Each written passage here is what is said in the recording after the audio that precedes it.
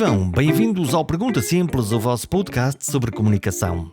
Falar bem português e escrever em bom português é absolutamente crítico para comunicar na nossa língua. E sim, calhou-nos na rifa uma língua complexa, difícil, cheia de palavras e de regras. Algumas até são de difícil compreensão ou mesmo até aparentemente contraditórias. Deixem-me dar-vos o exemplo das vírgulas.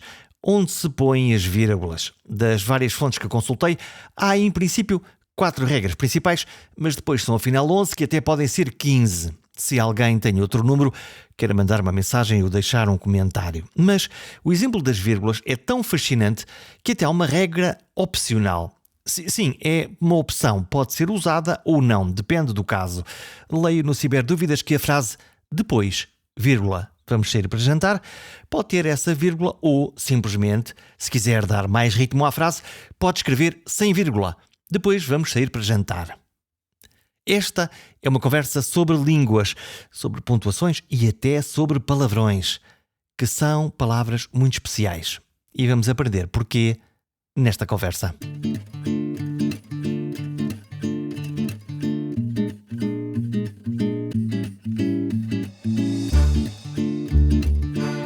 Cada língua leva dentro de si a cultura de um povo, mas não só. Sim, o poeta Fernando Pessoa disse: "Minha pátria é minha língua", mas a frase continua assim: "Pouco se me dá que Portugal seja invadido desde que não mexam comigo."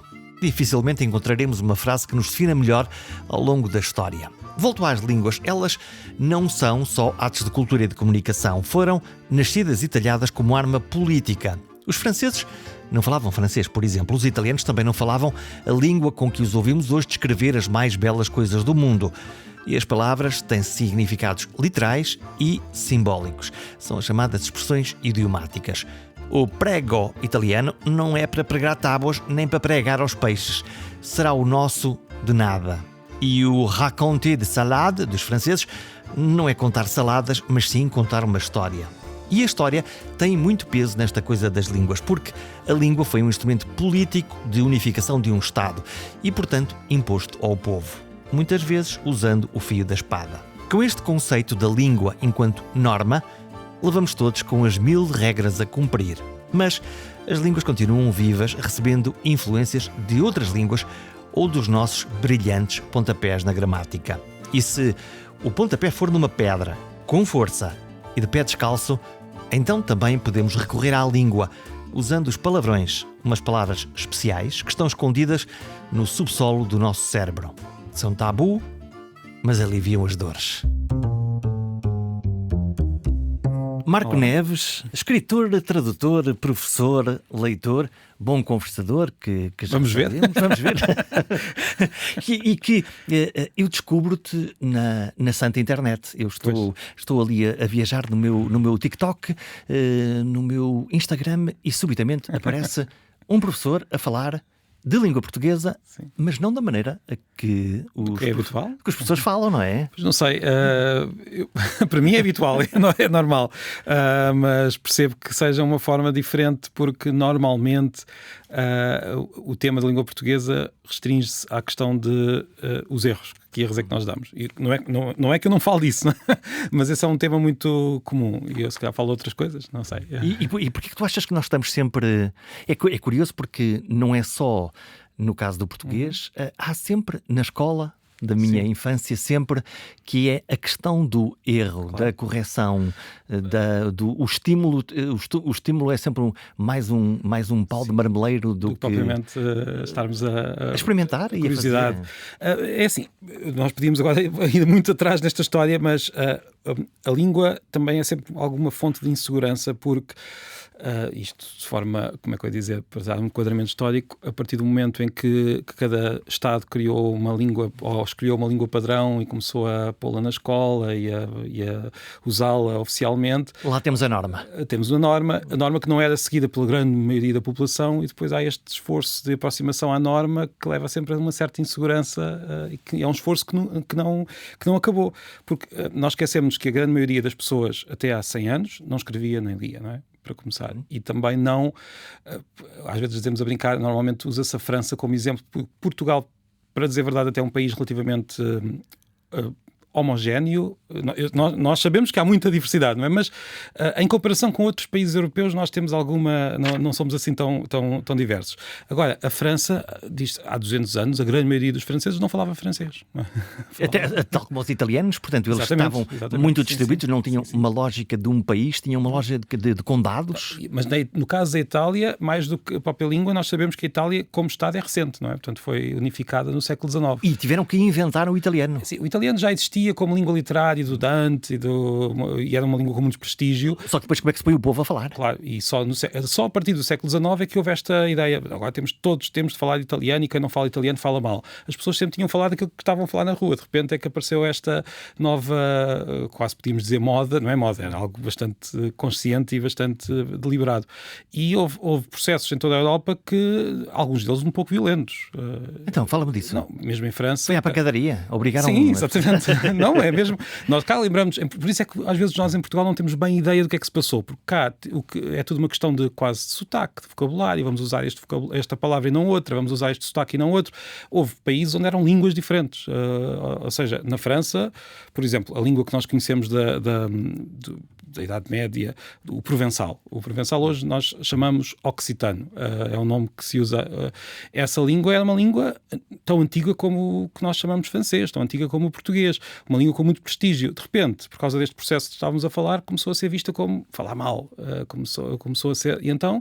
É quase a língua dos selvagens. Exatamente. E quem falava isto na escola era posto de castigo. Levava uma reguada, tinha de ir para o canto, não podia falar esta língua. Isto durante algum tempo. Depois também começou um processo contrário de proteção das línguas minoritárias. É muito engraçado que eu sinto-me meio galego, a minha terra é caminha, lá em cima, e portanto, sempre desde a minha infância, os portugueses do lado esquerdo do Rio Minho falavam português e os galegos falavam galego, mas ninguém se atrapalhava. Exatamente. De todo, quer dizer, porque as palavras eram as mesmas. Aí é um exemplo claro daquilo que eu estava a contar, mas o que se passa é que na França este processo foi bem sucedido, há que dizer. Estas línguas minoritárias, infelizmente, na minha perspectiva, acabaram por quase desaparecer. Existem ainda, estão a ser protegidas, conseguimos encontrar pessoas que ainda as falam, pessoas normalmente mais velhas, mas são línguas muito minoritárias. É difícil...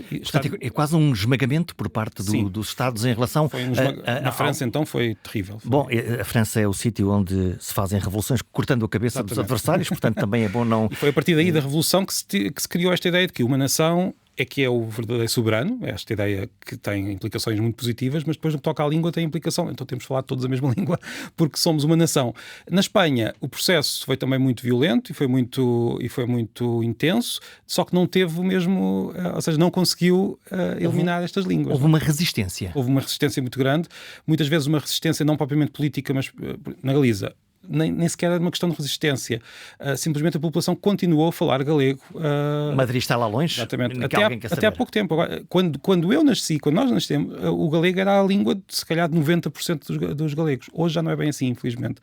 Houve um outro processo que já não é um processo tão consciente nem tão intencional por parte do Estado, mas houve um processo em que a própria população, apesar do galego ter passado a ser oficial, ter passado a ser ensinado na escola, ter passado a estar nas placas. De repente, e ironicamente, ao mesmo tempo, a população começou a não usar o galego de forma tão intensa.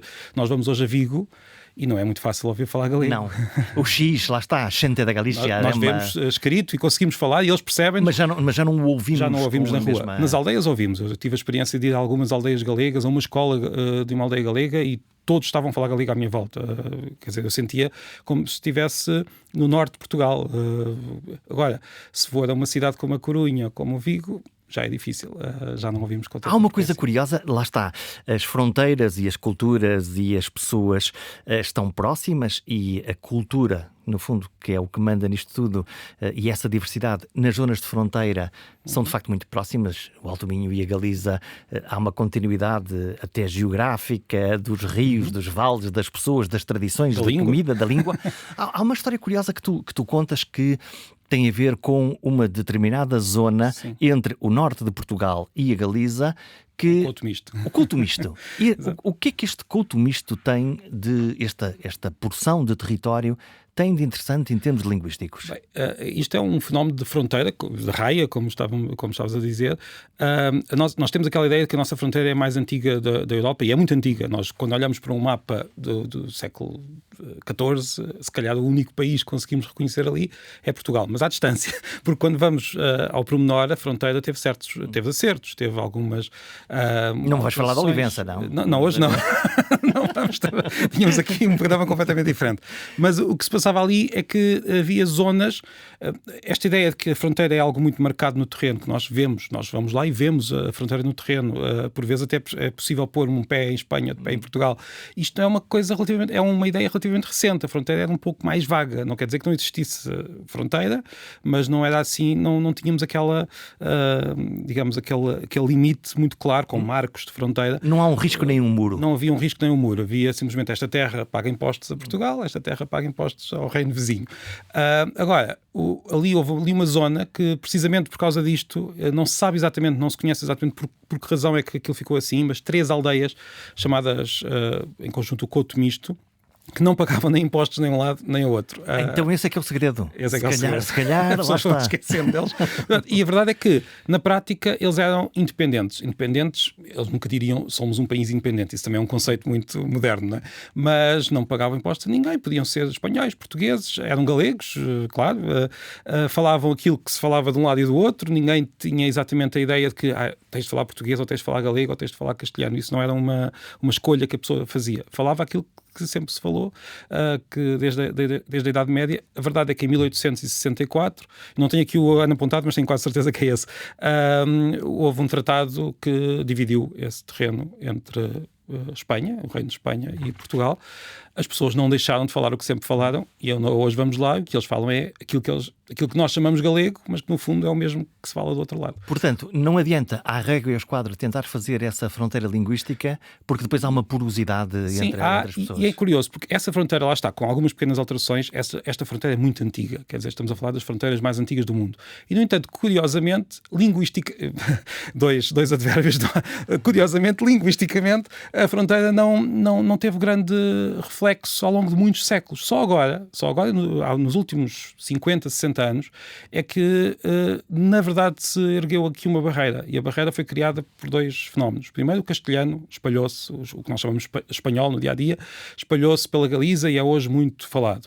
E, por outro lado, do lado português, uma certa forma de falar um pouco mais parecida com aquilo que se usa no Sul, não é? O que nós chamamos o português padrão, começou também a espalhar-se. E hoje a forma de falar do Norte continua a ser muito característica, mas já não é tão distinta como era há umas décadas. Olha, vamos falar de influências. Há, se calhar na geração dos nossos pais, uma grande influência da literatura francesa nas palavras que nós importamos da língua francesa. Estava aqui a tentar lembrar-me de algumas que... Há tantas que nós já nem...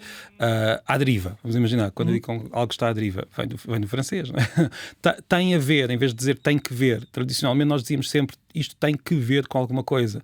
Com uma grande influência francesa, começámos a dizer tem a ver, e isto já está... Já foi incorporado. Já foi incorporado. Há muitas mesmo do francês. E o francês tem outra questão, porque ias provavelmente dizer que atualmente a língua é a língua que tem a mesma função. E ia saltar para o inglês e depois para o português do Brasil ou o brasileiro. Vou dizer que é português do Brasil. Mas há outra que falta aí. Então, até porque isto é bom para terminar a conversa anterior. Porque no século XVI, por exemplo, na altura de Camões, a língua da moda... era o castelhano. Na altura, todos diriam castelhano, ninguém diria espanhol. Estamos a falar na altura da invasão dos Filipes, antes mesmo? Portanto, durante a altura, Gil Vicente, Camões escreviam em castelhano também. Então, mas isso era que um fenómeno da burguesia? Era um fenómeno dos intelectuais? Muito lisboeta, muito, sim, principalmente era mesmo a língua da moda, mas mesmo de forma muito marcada. Camões usou muitas palavras vindas do castelhano nas suas obras, como todos os escritores faziam, quer dizer, não era nada particular dele. Havia alguns que resistiam de forma mais marcada, mas o castelhano deu-nos muitas palavras, só que temos aqui temos aqui uma questão, é que o castelhano é uma língua próxima, não é? Portanto, é mais fácil e faz mais sentido no fim. E não só faz mais sentido, como uma vez incorporadas, já nem conseguimos reconhecê-las como língua, como palavras que vêm de fora. Até porque a maneira de construir a língua espanhola e a língua francesa, de resto, é muito similar. Somos línguas, temos lá está, línguas irmãs. O sujeito, o predicado e por aí fora, e portanto é aqui não é muito diferente. Há algumas diferenças mais do que nós pensamos, mas claro, são línguas latinas, línguas com uma estrutura semelhante, o vocabulário tem uma origem muito próxima, mas é verdade que o castelhano deu-nos muitas palavras que nós não tínhamos.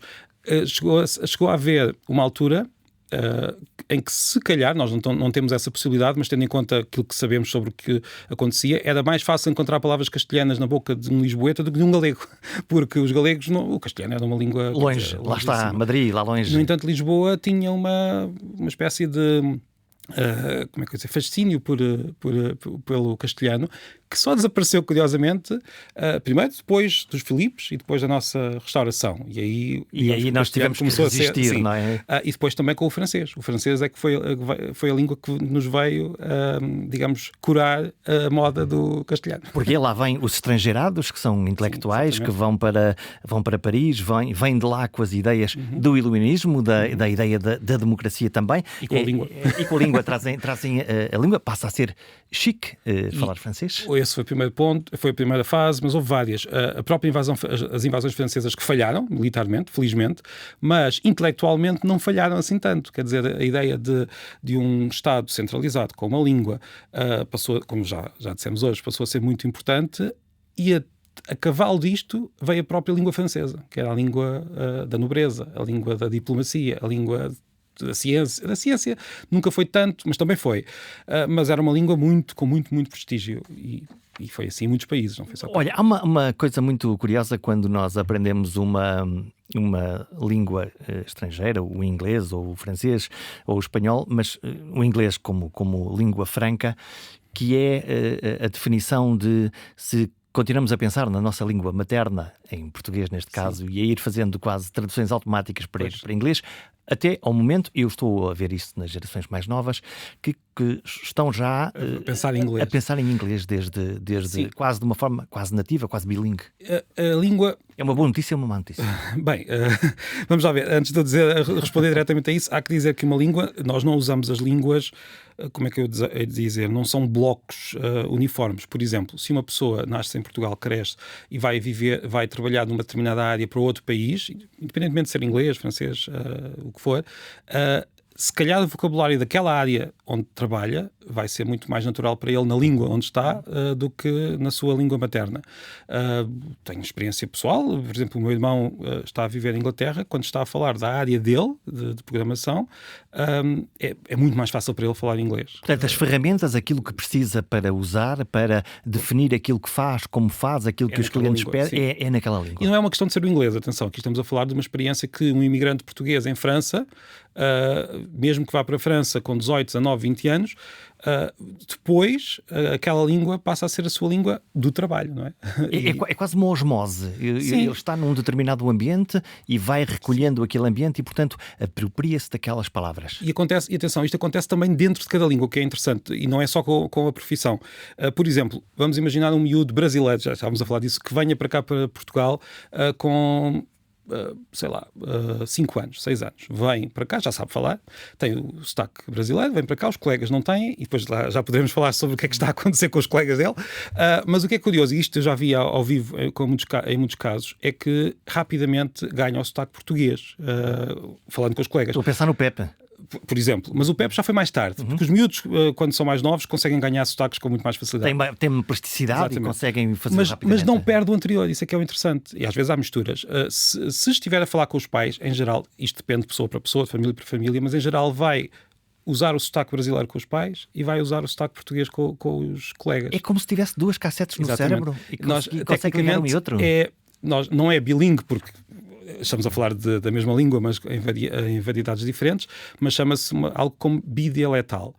Mas curiosamente também acontece isto cá em Portugal. Se nós pensarmos bem, todos temos experiências de amigos, por exemplo, que vêm de uma zona que tem um sotaque muito marcado, em que, por exemplo, eles, ao falarem com os pais, falam com um sotaque mais próximo deles, e quando vêm falar connosco já falam, isto eu vejo, eu próprio se calhar faço isso, nós nunca notamos quando nós próprios fazemos. Não estamos, lá está, quando eu vou ao Minho e diz isto é já o sotaque de Lisboa. Pois, exatamente. É muito, lá está um Mas clique aqui é um mecanismo psicológico muito curioso. Quando nós estamos a querer aproximar-nos da outra pessoa, nós naturalmente quase que portanto, começamos a falar com a outra pessoa. E isso são os sotaques, são as formas, são as palavras, são os ritmos. O sotaque é aquilo que nós fazemos de forma mais inconsciente, porque o sotaque, a forma como nós pronunciamos as palavras, nós não temos assim um controle tão grande em relação a isso.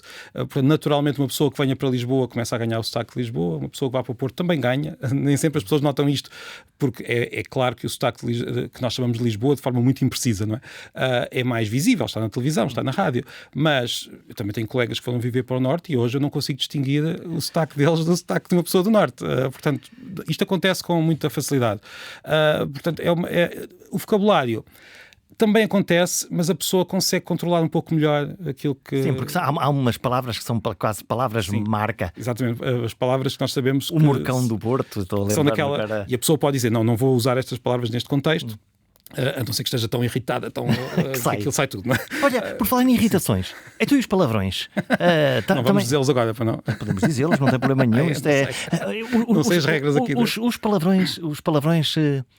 cabem no dicionário, cabem na língua. Estão lá, fazem parte da língua. Aliás, são das palavras mais antigas. O problema dos palavrões é que normalmente não aparecem na escrita. Mas quando aparecem, vê-se que não mudam assim tanto como as outras palavras. Estão ali sólidos ao longo dos séculos. Há uma dialética do palavrão? O palavrão existem praticamente, quer dizer, eu diria em todas as línguas, com forças diferentes e com origens diferentes. Normalmente vêm de partes do corpo humano, da religião, coisa que em português não funciona muito bem. Nós, em português, normalmente são partes do corpo humano ou insultos, aí é que temos os nossos palavrões, mas há muitas culturas onde os palavrões vêm da religião. Por exemplo... Fala-me disso.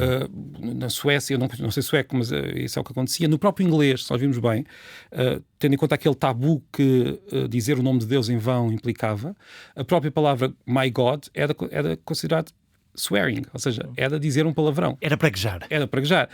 Tanto assim é que eu usei a palavra inglesa porque estava a falar do inglês, mas tanto assim era que existe em inglês aquilo que nós cá também temos para substituir os palavrões, que são aqueles palavrõezinhos como caraças. Sim. Ou como bolas, ou como... São palavras que não são palavrões, mas estão lá a substituir. Então, mas só para terminar, eles têm também isso para o nome de Deus. Tem gosh, por exemplo, my gosh. My gosh. É o caraças para Deus. Olha, mas essas palavras, as palavras supostamente são todas iguais, elas de alguma maneira não são todas iguais, não é? Não são todas iguais, mas porque... Tem uma carga? Tem uma carga muito forte, tem sempre uma carga. Nós sabemos disto, os palavrões são uma espécie de exemplo, como é que eu ia dizer, extremo. Um exemplo extremo disto. Mas isto acontece com todas as palavras.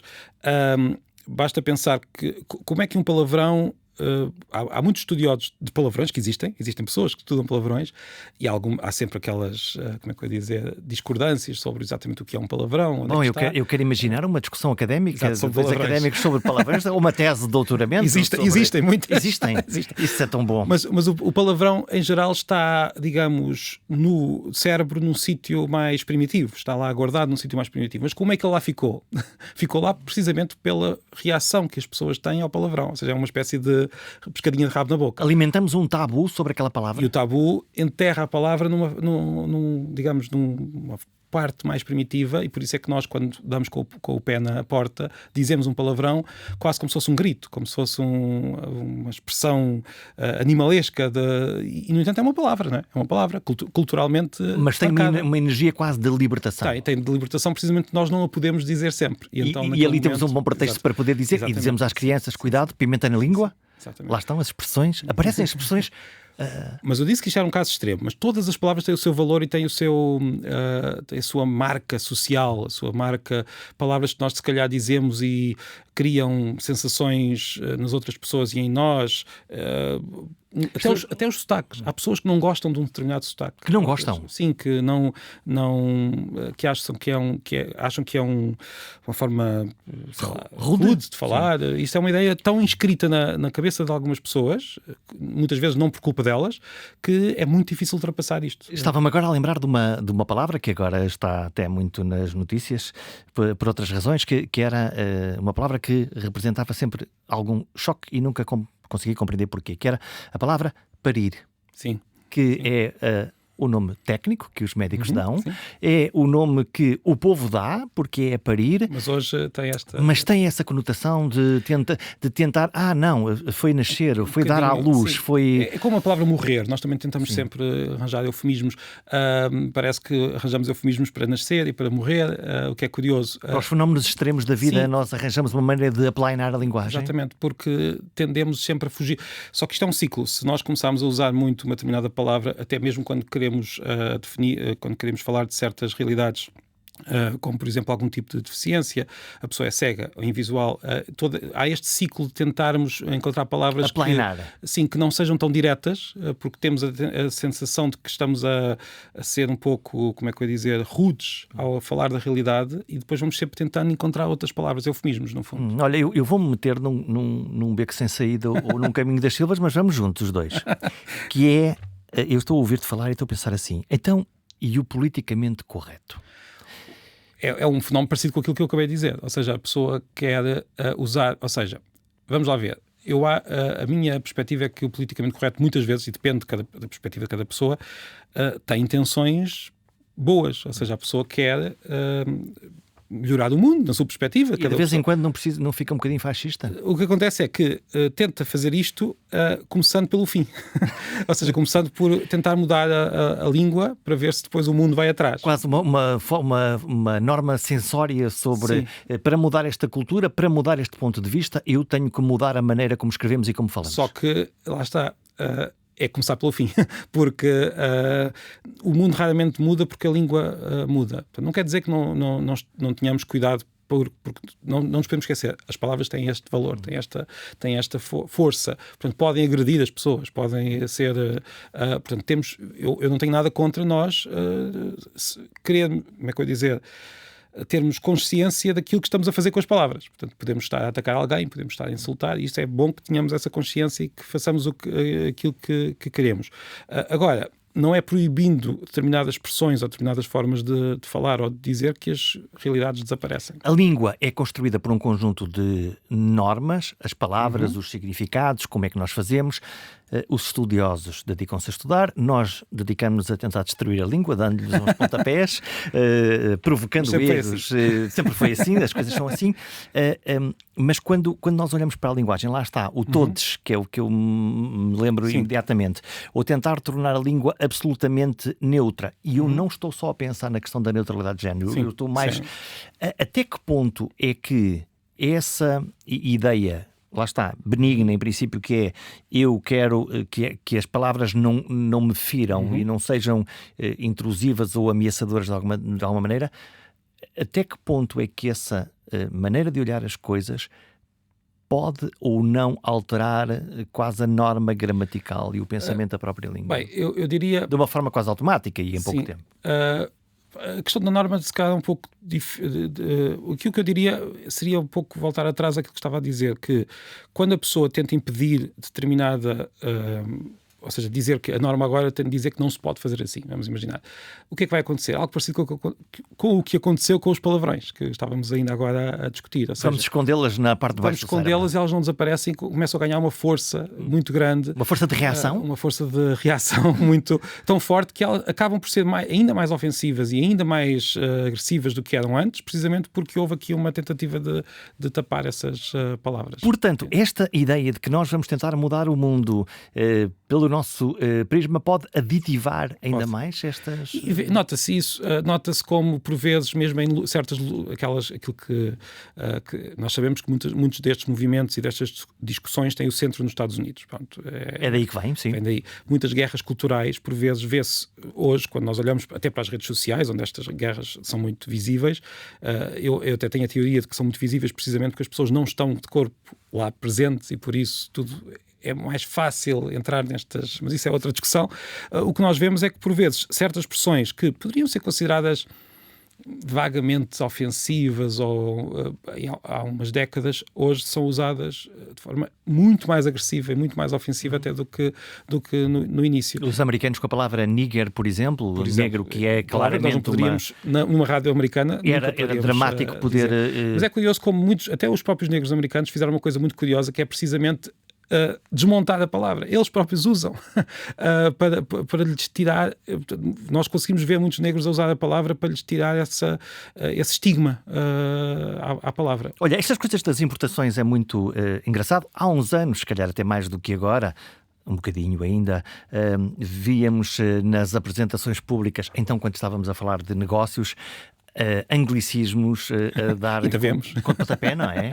Há sempre uma frase em português, 3 expressões em inglês.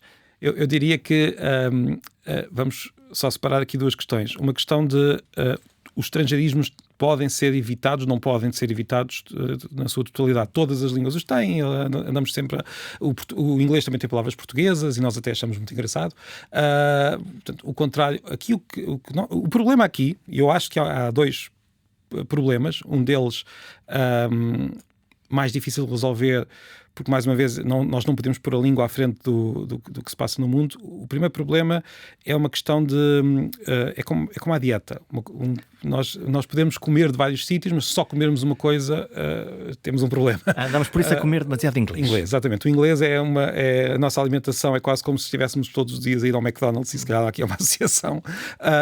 Isso pode levar a um certo desequilíbrio, e não só um desequilíbrio, até depois a situações em que, de repente, e já acontece isso em alguns países, o inglês começa mesmo a substituir a língua desse país. Isso até podemos falar a seguir.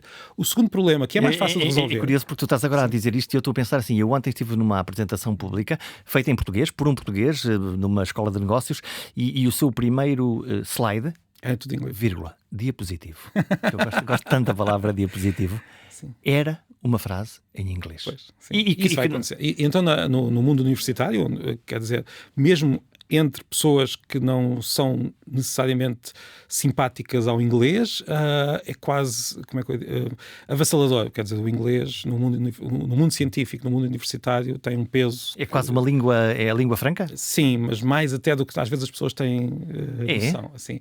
Há muitas aulas nas universidades que são dadas em inglês. Porquê? Porque as universidades têm uma necessidade muito prática de chamar alunos de muitos países e, portanto, o inglês vai servir de língua franca. De uma forma muito clara, e os portugueses que se lixem, Exato. Não? É só uma ideia que eu... Mas eu estava a dizer que ainda há um segundo problema. Portanto, este primeiro problema, que no fundo é mais grave, mas é mais difícil de resolver, porque é uma questão, no fundo, política, cultural, que também está... associada a vantagens, quer dizer, nós temos uma língua franca, tem vantagens. Portanto, não nos podemos esquecer que o inglês ajuda. Quando vamos viajar, saber para onde é que vamos, onde é que encontramos uma comida, qual é o transporte, claro que sim. Coisas positivas, mas depois também há estas outras consequências que nós poderíamos, se calhar, pensar um pouco mais nelas. Mas há outra questão mais fácil de resolver, que é a questão do estilo. O que é que eu quero dizer com isto? Se eu sou um economista, e não nada contra os economistas, não é essa... Um profissional de qualquer área. Vou fazer uma apresentação pública em Portugal, para portugueses, e metade das minhas palavras são em inglês. Isto é uma questão de comunicação... Falta de respeito. Eu nem quero chegar a esse ponto. Não cuidas da tua audiência, se elas têm um código que é falar português? Porquê? É um problema parecido com aqueles especialistas que não conseguem descer à terra e falar com as pessoas que não são especialistas. Não necessariamente... Não é tornar as coisas mais simples. É uma demonstração de... Este podcast chama-se Pergunta Simples. É uma demonstração de poder? eu não quero ser tão, como é que eu ia dizer, pode ser em muitas situações, mas às vezes é mesmo só falta de capacidade de comunicar com quem está à nossa frente. Porque não é só a questão do uso do inglês, é o perceber que há certas palavras que entre os pares querem dizer uma coisa, mas se nós estamos a falar com outras pessoas, temos de saber traduzir. É uma questão de tradução. E quem está a ouvir não domina o código, não domina aquela expressão, não percebe sequer a nuance que e isso é verdade, não tem o poder suficiente para dizer, olha, desculpa, eu não percebi nada do que está a dizer. Em princípio, eu estou-me a sentir estúpido, está-me aqui a dizer uma coisa que eu não consigo perceber do que é que está a dizer. Portanto, é uma questão de tradução, lá está. Tradução aqui tanto pode ser do inglês. Eu sei que estávamos a falar de inglês, mas eu estou a ir mais longe do que isso. Mesmo falando só português e mesmo evitando todas as palavras inglesas, se isso fosse possível, poderíamos ter o mesmo problema. Poderia haver uma pessoa que falava de tal maneira que a audiência não a compreende. Estou aqui a pensar naquele médico super especialista que fala exatamente dessas palavras que nós todos não dominamos. Olha, há aqui um novo mundo, é um mundo das redes sociais, da eletrónica. Até agora nós falávamos ao telefone ou ao vivo, estávamos com os nossos amigos, com as nossas pessoas, e hoje apanhamos-nos cada vez mais por uma questão prática, e se calhar ocupa menos tempo, a trocar mensagens. Sim. De resto, nós começamos assim, a trocar as mensagens quando foi para combinar isto. O raio do problema é que aquilo que está escrito numa mensagem difícil. É difícil às vezes de interpretar. Sim. Às vezes não era bem aquilo que a gente queria dizer. Nós muitas vezes dizemos que a língua está com muitos problemas, e estará, e sempre esteve, e é uma discussão. Mas há aqui, na nossa época, precisamente na nossa época, estamos a viver uma fase de transição que é particularmente perigosa nesse sentido, na minha opinião. Eu não acho que a língua, no que toca à gramática, no que toca ao uso, esteja particularmente a passar por uma fase diferente do que já passou, não tenho essa perspectiva. É uma língua a ser usada por pessoas mais diferentes, ou seja, de contextos como é que eu ia dizer, que vêm de sítios mais diferentes, e por isso tem mais, às vezes, há uma certa tensão linguística, mas isso é uma questão diferente. O que eu quero dizer é, para dar uma certa perspectiva histórica, nós estamos a viver a primeira época, nos últimos 50, 60 anos, em que a grande maioria da população do mundo, e aqui estou a falar do mundo, sabe ler e escrever. Mais de metade da população sabe ler e escrever. Isso não acontecia antes. Ou falavas e ouvias, ou ninguém te... não houve assim. Um grupo de pessoas que sabia ler e escrever. E esse grupo de pessoas é o mais visível.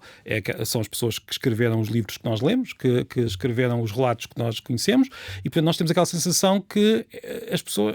Mesmo que nós saibamos conscientemente que não era assim, nós olhamos para a época de Camões e nós conhecemos aquilo que foi escrito por quem escreveu. 3% da população. Uma percentagem minúscula da população. A maior parte da população nem sequer... Se nós aterrássemos no século XVI e se fôssemos para o interior do país, a maior parte das pessoas nem sequer sabiam que eram portugueses. Lá está. Nunca tinham ouvido falar deste conceito. E o rei lá mandava os arautos que chegavam ao centro da aldeia, abriam e diziam que vão pagar mais impostos. Exatamente, e as pessoas teriam de pagar, mas nem sequer sabiam de onde é que aquela pessoa vinha, se vinha de um lado, se vinha do outro. A maior parte das pessoas não teria sequer noção, tinham noção muito precisa do que faziam da sua terra. Não eram pessoas, ao contrário do que se pode dizer, não eram pessoas ignorantes, eram pessoas que conheciam muito bem o seu mundo. Não eram estúpidas, não sabiam, era apenas ler. É assim, não eram ignorantes do seu mundo, não eram estúpidas, certamente, não sabiam ler. Também não era muito necessário, não era nada de muito importante. Hoje vivemos numa época, primeiro, em que, infelizmente, ainda há pessoas que não sabem ler, não muitas, mas ainda há. Agora, é absolutamente impossível viver saudavelmente em sociedade sem saber ler e escrever. Mas agora lá está, nos WhatsApps, eu estou a pensar na geração mais jovem. Em primeiro lugar, usam palavras cortadas, siglas, usam grafismos que não têm a ver com a maneira como nós escrevemos as palavras. Sim. Isso porquê? Para começar, estamos a viver nessa tal época em que nós podemos conversar e, digamos, conviver pela escrita. Por exemplo, era difícil, quer dizer, sempre houve cartas, não é? Entre quem sabia escrever, mas as pessoas não namoravam muito pela escrita. Escreviam as cartas, mas era algo que se fazia de vez em quando. Hoje, dois miúdos que namoram escrevem o dia todo, WhatsApps, o que for. E por isso a escrita tem uma presença as pessoas, sempre que eu digo isto, alguém me diz: então, mas agora já estão sempre a enviar mensagens de voz. É verdade, isto vai para trás. Mas na realidade, continuam a escrever mais. Parte é escrever mais, sim. Continuam a escrever mais do que propriamente nós escrevíamos naquela idade. Eu dou para mim muitas vezes a dizer: já estou farto de dar ao dedo, então ligo à pessoa. E é muito curioso, dependendo da geração, atendem ou falamos mais tarde. Se eu fizer isto com o meu filho ou com a minha filha, muito provavelmente tenho diz. Eu faço uma pergunta e tenho um S ou um N tenho a mesma experiência com... e vai-te embora que eu tenho outra coisa para fazer. Os códigos de comunicação são diferentes até entre as gerações. Mas ainda a falar das abreviaturas, aí eu tenho também que dizer que há outro fator que nós nos esquecemos, que a escrita é material, não é? Material. Mesmo digitalmente é material. Isto é um espaço que ocupa. O que se passou foi, durante algum tempo, nós tínhamos os SMS, que já não são a forma privilegiada. E que eram caros. Eram caros e eram limitados. Eram como os telegramas. 160 caracteres. Um pouco como no Twitter também, o atual X, não é? Tínhamos um limite que empurrou algumas gerações, incluindo a nossa, a ter de escrever com abreviaturas. Coisa que já se tinha visto anteriormente. Há um sinal de trânsito muito antigo em Lisboa, que muitas pessoas dizem, e nunca vi nada em contrário, que é o mais antigo sinal de trânsito no mundo. Mesmo que seja um mito, é uma bela história. É uma bela história e é de facto muito antigo. Eu, por acaso, andei a investigar e não há sinais que sejam um mito. Então, onde é que está esse sinal? Que agora não me lembro do nome, mas está em Alfama. Podemos lá ir visitar um dia destes. Mas esse sinal, escrito numa pedra, era um sinal... Não havia, provavelmente, o código da estrada, e, portanto, aquilo é uma descrição. Quem vem ali da rua tal, que agora não me lembro exatamente, tem de dar cedência de passagem, e aquilo está bastante escrito, é bastante longo, porque de Sua Majestade, El Rei, manda que quem vem... Aquilo, quando chegaram ao final da pedra, já não tinham pedra. Quase um decreto-lei. Era quase um decreto-lei numa pedra, mas a certa altura a pessoa que estava a fazer aquilo chegou ao final e já não tinha pedra, e vê-se que a letra começa a diminuir e as abreviaturas começam a aumentar e temos abreviaturas só para conseguir pôr lá o sinal. O que quer dizer que era uma questão de espaço, não tinha espaço, e isso aconteceu com os SMS. A verdade é que hoje no WhatsApp nós vemos abreviaturas na mesma, mas já não tanto. Ou seja, as pessoas agora já está a expandir a língua outra vez. Até mais. Às vezes até escrevemos mais do que é preciso. Pomos mais símbolos, pomos os tais... Os emojizinhos. Se a pessoa escreve uma coisa assim, sem qualquer pontuação ou só com um ponto final, nós até achamos, bem, está zangada. Esse é que é o ponto. É que uma coisa que nós dizemos cara a cara, nós conseguimos avaliar o tom de voz, lá está, temos comunicação, o gesto, a faces, as sobrancelhas, conseguimos perceber imediatamente se aquela pessoa está zangada, está feliz. Na escrita não conseguimos. E na escrita não está. E isso é grande. É daí também que vêm os emojis. Para tentar salvar isso? Sim, porque as pessoas dizem, isto é uma forma mais primitiva de escrever. Não é bem, porque nós raramente, a não ser por brincadeira, nós só usamos emojis. Isso é relativamente raro. Nós usamos precisamente para tentar substituir... Olha que eu estou a brincar. Exatamente. A pontuação começou assim. A pontuação, durante o Império Romano não havia pontuação. Havia algumas tentativas de criar pontuação, mas aquilo, se nós formos ver as inscrições e os documentos, mesmo escritos durante o Império Romano, tudo seguido. Sem pontuação, sem espaços, tudo seguido. É sabido, por exemplo, que Cícero disse que a pontuação era coisa de preguiçosos. Era só... Portanto, já havia tentativas de criar pontuação, mas isso é os miúdos agora que não tentaram. Portanto, no fundo, a pontuação serviu para pôr as pausas, não é? Pôr a entoação. Portanto, ensinar ao outro como se deve ler a frase que nós escrevemos. Exatamente. E depois apareceu o Saramago, que decidiu subverter aqui estas coisas. Mas tem vírgulas. As pessoas dizem sempre que o Saramago não tem vírgulas, mas ele usa muitas vírgulas. É um mito. Não usa as outras... Usa pontos e usa vírgulas. Só isso. Então porque é que aquela escrita nos... Não, é porque a pontuação ali é diferente no sentido em que usa mais vírgulas do que o habitual. Porque aquilo está bem escrito? Claro que está bem escrito. Obviamente aquilo Eu fiz uma experiência agora, até para um livro que há de sair, uma experiência que foi pegar num texto de Saramago e pôr na pontuação regular, digamos assim, com as travessões, com os dois pontos. Melhorou ou piorou? É assim, percebe-se o que é que ele queria fazer. Ou seja, o que ele queria ali fazer era dar aquela sensação de quem está a contar uma história. E o Pedro disse isto, e a Joana disse aquilo, e a Teresa disse aquilo outro. Portanto, obriga-nos a entrar naquele ritmo de linguagem. Exatamente. Portanto, é um ritmo que ele escolheu. Podemos não gostar, atenção, ninguém é obrigado a gostar, mas é uma escolha estética, digamos assim, do autor, que depois levou a toda esta ideia de que aquilo é uma pontuação muito irregular, e que levou até... E é verdade, isso é verdade. E depois levou a uma segunda ideia completamente falsa, que é não usava vírgulas, quando na verdade as vírgulas estão lá. Só usava vírgulas, praticamente. Essa era a questão. Ficava com os parágrafos sempre gigantescos. Exato, é isso mesmo, sim. Qual é o nosso problema quase psicanalítico com as vírgulas? Porquê é que uma coisa que tem uma norma gramatical que supostamente toda a gente devia entender ou aprender sobre ela... É particularmente difícil. Do ponto final nós conseguimos... A vírgula, primeiro, nunca foi assim tão sólida também como nós pensamos. Fomos ao século XIX, os escritores também andavam ali a vaguear com as vírgulas de um lado para o outro e também não tinham essa... Portanto, foi uma norma que basicamente foi criada para poder ser usada nas escolas. As escolas começaram a expandir-se, principalmente durante o século XX. Era preciso ensinar a população e teve de ser feita uma descrição. A vírgula é difícil porque não há...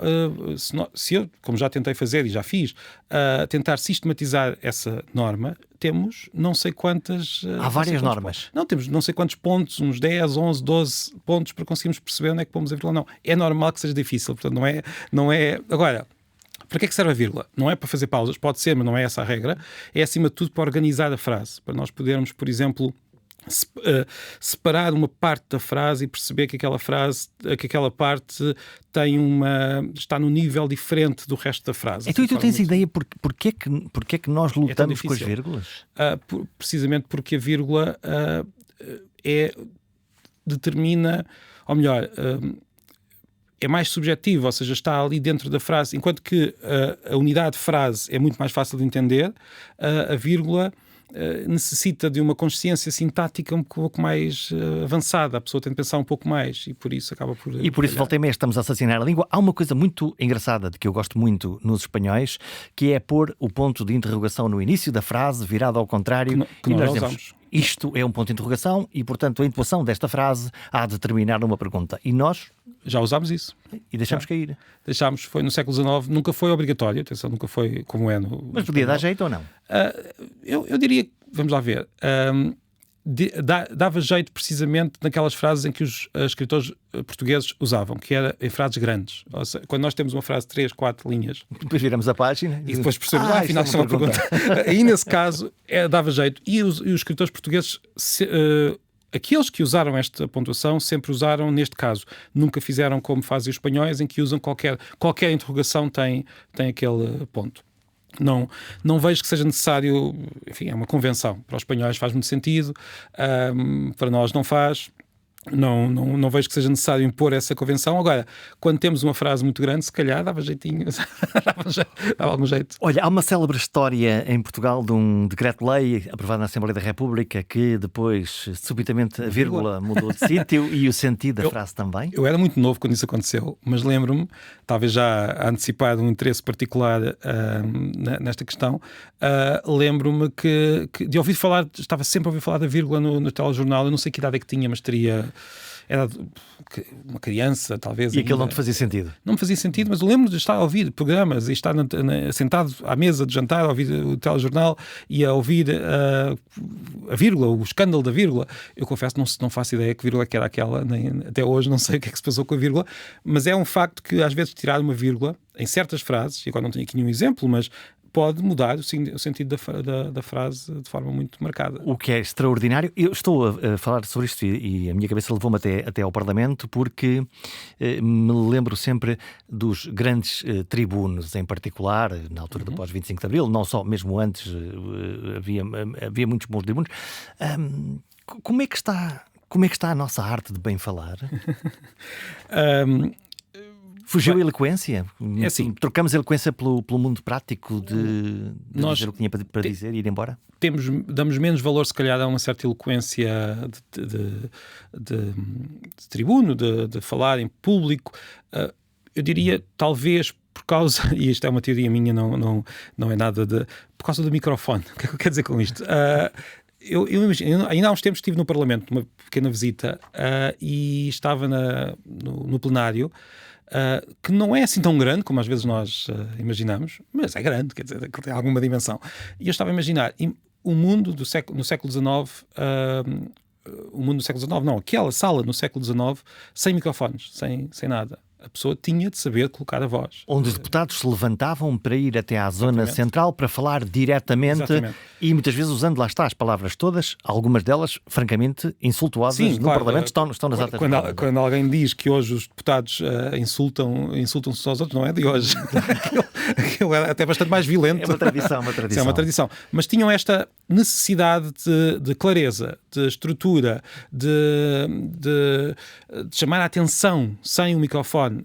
Claro que não é o único fator, estou a exagerar, mas essa necessidade hoje já não é tão visível. Todavia, a mim pelo menos dá-me gozo ouvir alguém que bem fala. Pode ser um político, pode ser um padre a dar um sermão. Essa arte do bem falar é uma coisa quase encantatória. Sim, é verdade. Eu aqui diria que há uma diferença cultural entre vários países. Por exemplo, se nós formos aos países anglo-saxónicos, e na França também, tanto quanto sei, também acontece isso, há uma certa importância na aprendizagem de falar em público. As pessoas aprendem a falar em público como se aprende a escrever um texto. Aliás, nós todos sabemos que há uma tradição grande de fazer debates simulados na Inglaterra, por exemplo. Nós sabemos, por exemplo, que políticos como Barack Obama tinham uma oratória particular que era muito bem vista e que vê-se que tem um certo grau de artificialidade, mas que é bem visto, que é algo que lá está, temos aquele prazer de estar a ouvir alguém a falar bem. Em Portugal, eu não me parece que haja um investimento tão grande em ensinar a falar em público. Também não estou a dizer que são os professores que têm culpa disto, não tem nada a ver com isso, antes pelo contrário. Sim, mas habitualmente nós não nos lembramos na escola de ter esse. Não está nos programas, mesmo que esteja. Eu quando não conheço, quer dizer, não me lembro todas as linhas dos programas, mas não é algo que os alunos treinem a falar em público. E portanto é difícil que eles consigam chegar a um nível de excelência, porque Sim, não não há esta tradição tão forte em Portugal. Poderia haver. Temos outras, quer dizer. Todos os países, todas as culturas têm as suas preferências, têm as suas falhas. Este ponto, se calhar, nós poderíamos melhorar um pouco, tentar falar um pouco melhor em público.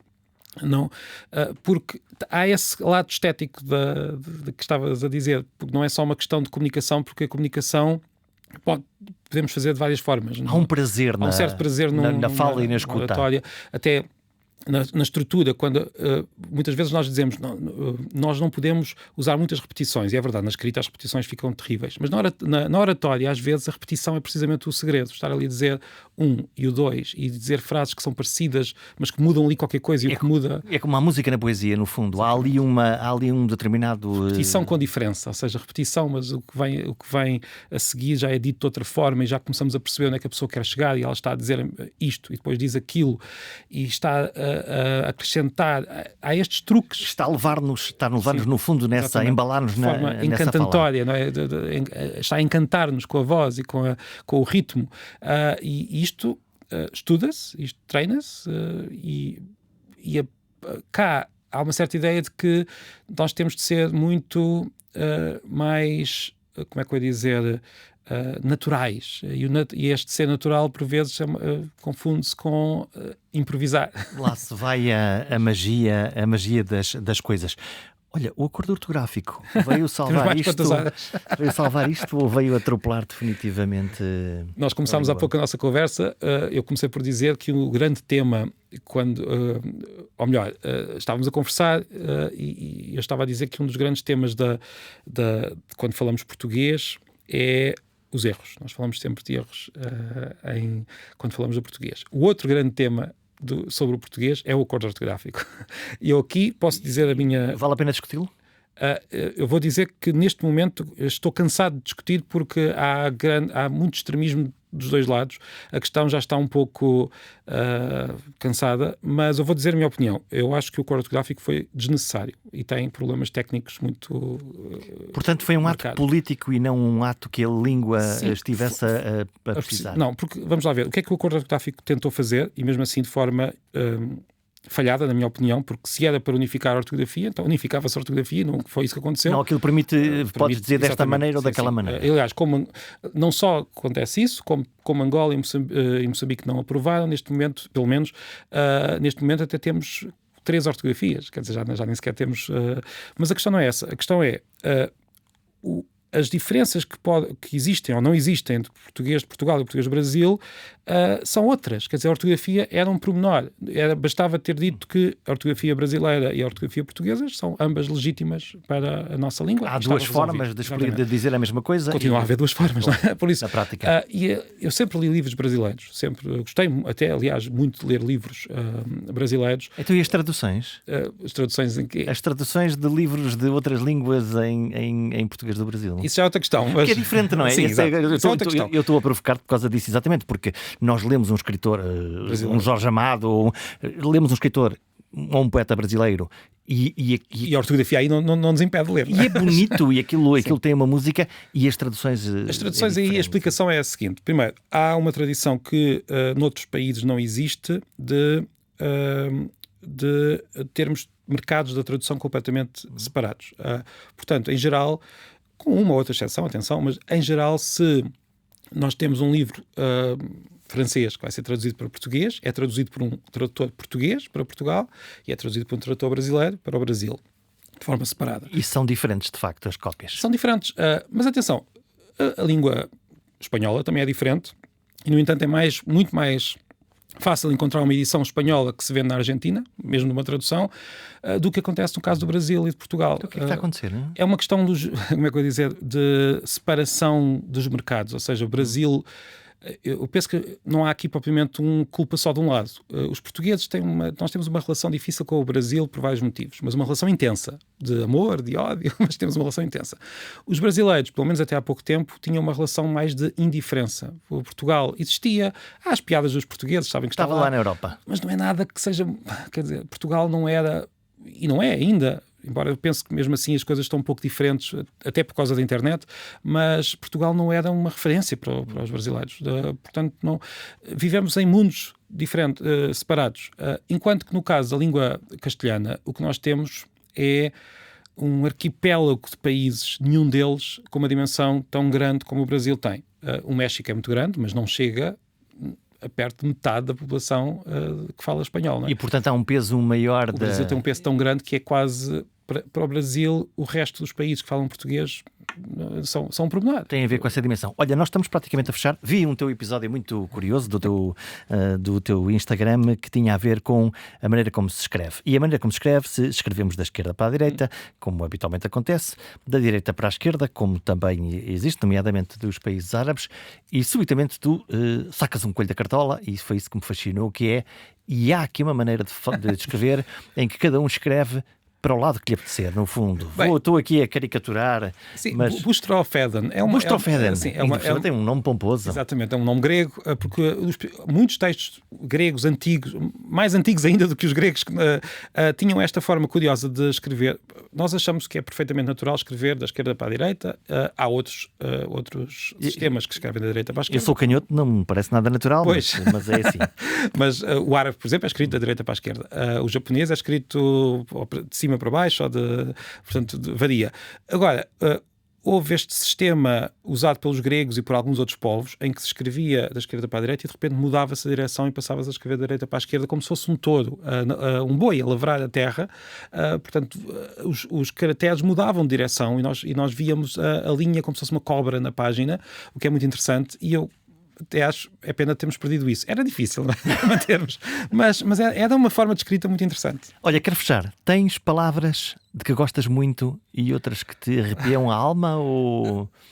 Há uma que me arrepia e não tem razão nenhuma. Como é que eu ia dizer? Não tem a ver com o significado é muito positivo, mas eu acho uma das palavras mais feias, e é tudo muito subjetivo, que é ósculo. A palavra que quer dizer beijo, uma palavra antiga, não é? Em princípio era uma palavra bonita. Era, mas eu não consigo, não aguento com aquela palavra. Uma pessoa que pensa que vai dar um ósculo, quer dizer, não sei, palavras que, olha, quanto à outra, eu não vou fugir à questão, mas vou dizer que talvez precisamente por causa de toda esta minha atividade nas redes sociais, eu gosto mesmo de muitas palavras, mesmo das mais comuns, às vezes até o de. Ainda há poucos dias fiz um vídeo a falar sobre a frequência com que as palavras são usadas e as pessoas estavam a perguntar, eu não respondi ainda a essa pergunta, qual é que é a palavra mais frequente do português. E algumas pessoas estavam a dar hipóteses. É mãe, é coisa. Não, as palavras mais frequentes do português são o artigo definido. palavras de ligação. Exatamente. O de, a preposição. Essas é que são as mais frequentes. E são palavras que existem e que são essenciais e são as peças da língua. São essas palavras. Ninguém vai dizer que essas são as palavras mais bonitas da língua, mas eu, para dizer a verdade, considero que estas peças com que nós ligamos as palavras umas às outras e que nos permitem falar têm a sua beleza e que são muito mais importantes do que nós costumamos considerar. As palavras contam. As que dizemos, as que alguém entendeu ou que alguém desentendeu. As palavras são o que são, mas também aquilo que os outros entendem delas. Há palavras de que eu gosto. Pode ser pelo seu significado ou pode ser simplesmente pelo som que se produz da maneira como eu digo. A minha palavra favorita é óbvio. Gosto do som e do significado. É simples, mas obriga a uma definição de sons, uma dança entre o B e o V. E é, obviamente, uma palavra aberta, logo na primeira letra, o O. Olhem, obviamente, volto para a semana. E de vossos mercês? Também. Temos aqui um travozinho de português arcaico? É óbvio. E agora, dai-me licença para fechar este parlatório. Eu deveria dizer palratório. Até para a semana.